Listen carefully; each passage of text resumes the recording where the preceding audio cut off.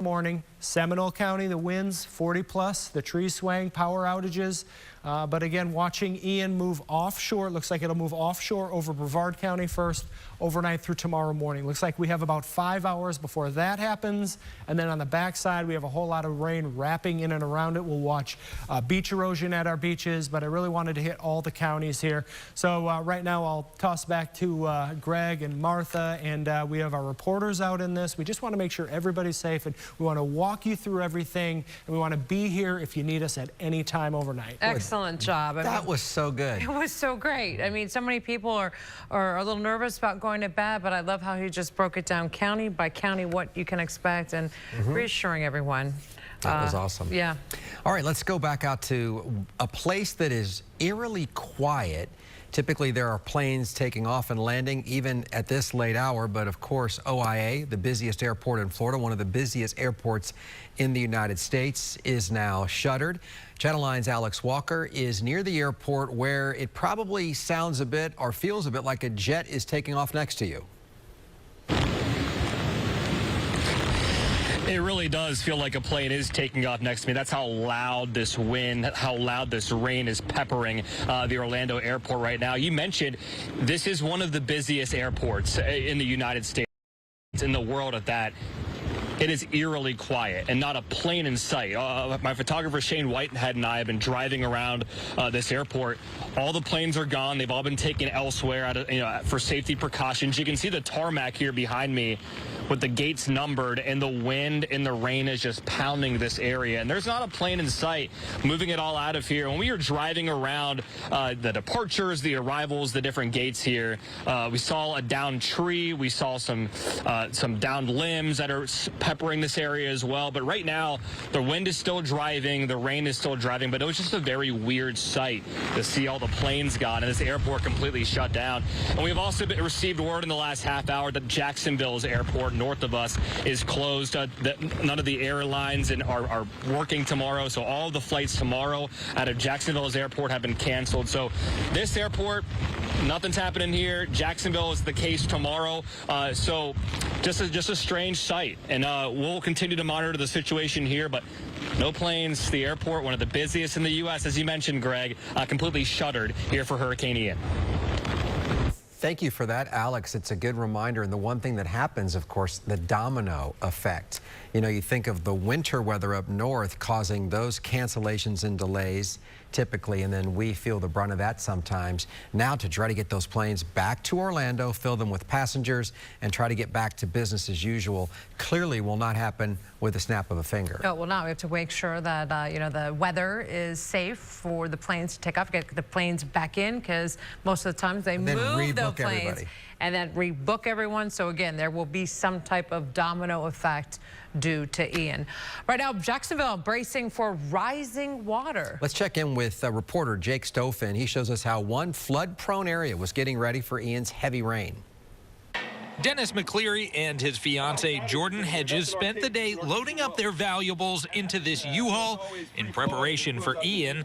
This is their first storm in the Creekside home, but they know what to expect. Dennis points to where the river crested during Hurricane Irma, and video taken by the previous homeowner he shared with us shows just how close the waters got to the home's front door.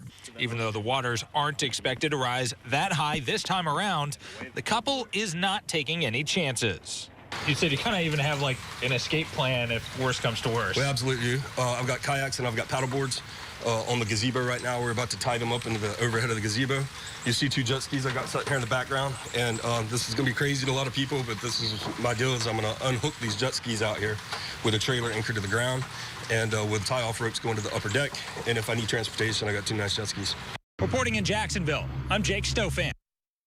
All right, that's good so planning much. right there. Yeah, it is. All right, we've asked Jeff of Coolidge to be on the move because you know, there's such concerns about the flooding situation with the Little Wekiva. So he is on the move right now. He has left Sanford, Lake Monroe. Jeff, we're going to go to you live, and where exactly are you heading? And what are you seeing in terms of cars? Oh, there's one right there. Many cars are on the road.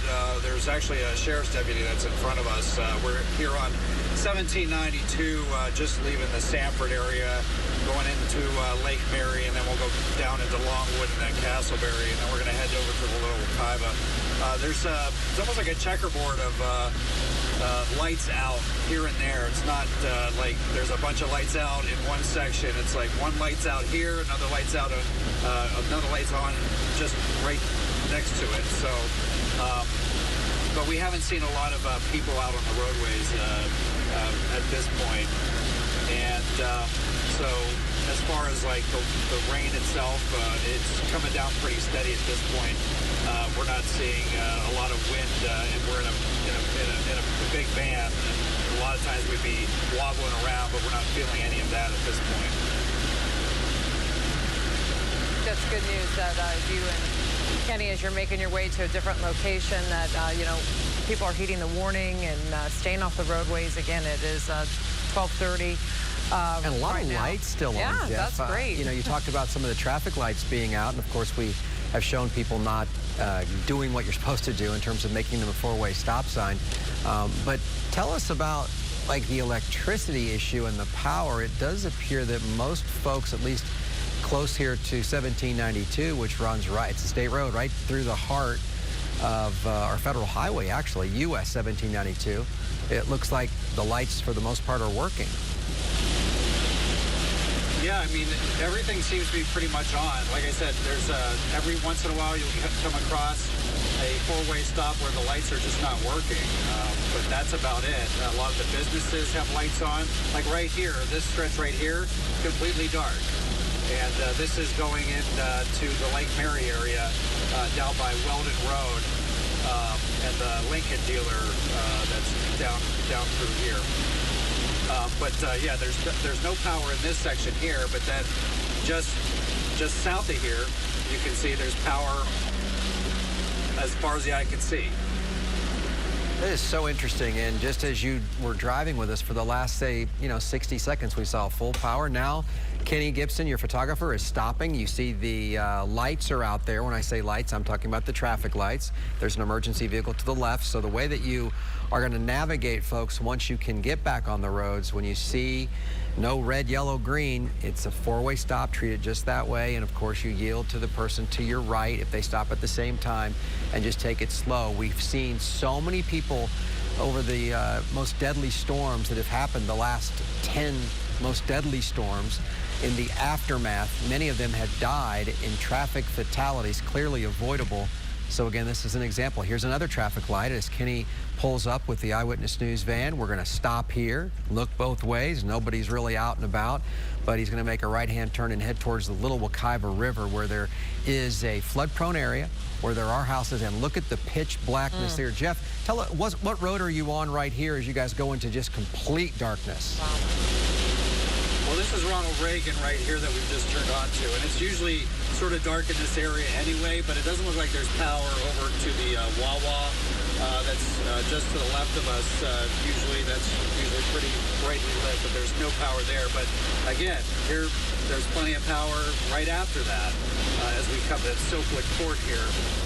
And then you'll get back into where it's a little bit dark over on Ronald Reagan as you go towards Longwood.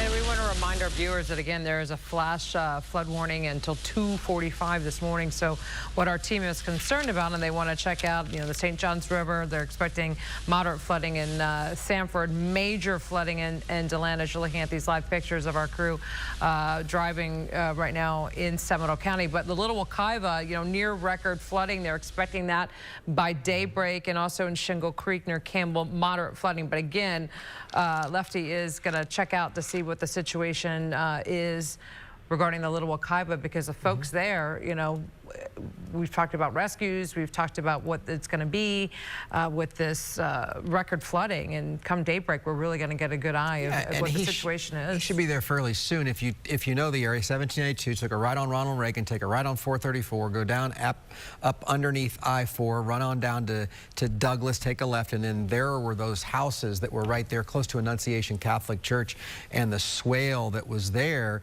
the last time we covered a major storm in 2017, they were underwater. So we'll see if that's the case. We're going to check in with our meteorologist now, though. Yeah, we understand. We've got George Waldenberger, and we understand Tom's going to take a little nap. And we've got Brian Shields waiting in the wings, who is refreshed, refueled. You've napped. He's had his snacks. He's good to go. We're going to start, though, with George. George, what do you have? Yeah, so I was just updating this graphic. We have a few cameras that I want to show you. This is I-4 and 436. Thankfully, not a lot of traffic. I'd like to see one less car, though, in this view frame right here. Unless that's ours. Unless that's ours, right? No, yeah, or an emergency vehicle. Yes. Obviously, there are a lot of people that are essential workers, and they are working tonight, and we thank you for that. We thank your family for doing that, your friends. You can just see, if you look closely, you can see sheets of rain just being blown across here. Again, these are tropical storm conditions here. This car turning around because, hey, the weather's just a little too bad, isn't it? Well, it could be emergency crew that's going to work or to the hospital or volunteer, whatever. you know. And you know, one thing I'm noticing, oh, I do see the lights. Okay, I thought maybe at one point the lights, we may have lost power, but I see the lights at that intersection. Also looking at Daytona Beach. This is the one that we've been watching all night long. And what's the concern right now? Like with it, oh my gosh, those flags are just practically gone. They're tatters. You know, we've had that flash flood alert that went across our devices, and it's like a SpaceX camera. This thing is just holding up like it's a rocket ship taking off. It really is, yeah. You know, the weather has been just hammering this camera, hammering really Daytona Beach. This is the area, the boardwalk area. So a lot of tourists, a lot of people go to Daytona Beach. The daytime, at night, you walk along the boardwalk. Stroll along and enjoy our beautiful weather. Yeah, Saturday night, it's really nice to walk along here. Go to Joe's. Of course, go to Joe's. There's the pier, but right now, yeah, definitely not the time you want to do that. 50 to 60 mile per hour winds right now, and the winds offshore. Can you see, when you look at this map, can you see the pattern that we're kind of, the arrows are going in a counterclockwise manner. Can you see that? Yes. Okay, so on the far south part of Osceola County, that's where Ian is at this point. And so that's why the winds are kind of all changing direction around Ian, because Ian has that counterclockwise flow, and so each site will have a different wind direction depending on its location with respect to Ian. That makes sense, right? And so overnight through morning, we continue with the heavy winds blowing the rain against your houses, blowing the rain against your doors. Your doors may be rattling, your windows may be rattling, but you're going to be okay. We're just going to let this storm pass overnight through morning.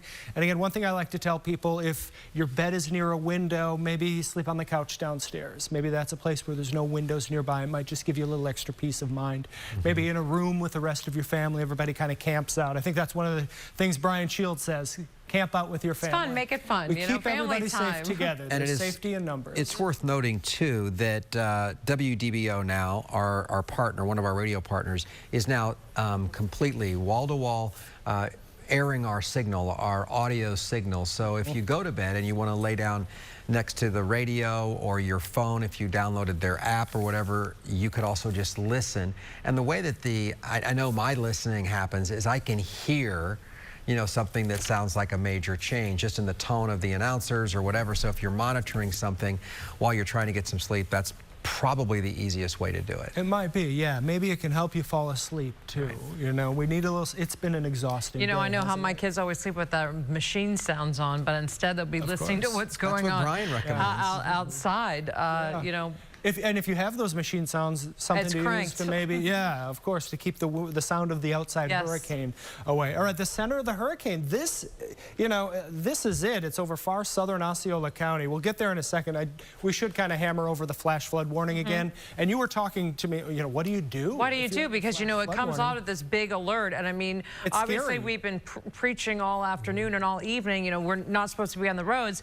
But you're right. Folks get scared when they hear that alarm go off on their devices or their watches. Yeah. So what does this actually, break it down in layman's terms? Yeah, of course. So essentially the reason why it was issued issued is because we received so much rain so quickly. We all know that, right? 10 inches of rain or more in some of these Orlando neighborhoods, and we could see 5 or 6 more inches. So this is a lot, right? We've seen the effects of this before, and so there's indication that there could be some neighborhoods actually experiencing rising floodwaters, okay? So that's the alert to kind of give you the heads up. So if I were issued that, first off, I'd turn on the TV. So thankfully, we're here to kind of let you know what to do. And if I lived near a body of water, or if I lived near a street that commonly flooded, the first thing I would do then is kind of peek out there just to make sure those levels are where they should be or at a comfortable distance away. Sure, maybe they're rising a little bit, but as long as you still have a safe distance between any floodwaters in your house,